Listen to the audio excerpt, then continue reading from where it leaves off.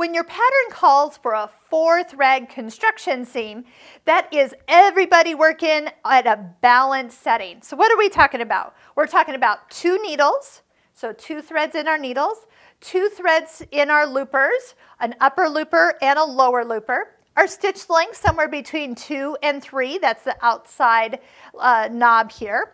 Our stitch finger is not pulled back, but it is pushed in. So if you did a rolled hem 3 weeks ago and forgot to push that back, push it in now. That's going to be the setting that you need it to be.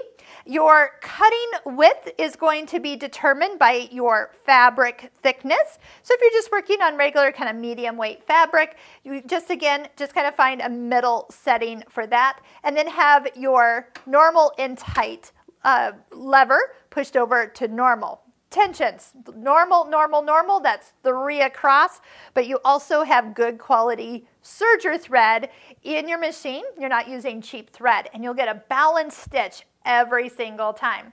So we're talking about just taking your serger and lining up your fabric. Did you notice there's some hash marks right here? This is seam allowance. So there's a 5/8 inch seam allowance here, which you can go ahead and set your fabric to hang off the edge just a little bit.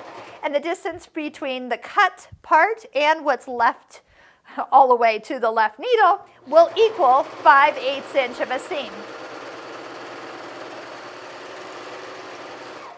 I love that a 4 thread gives me a nice wide look to the stitch.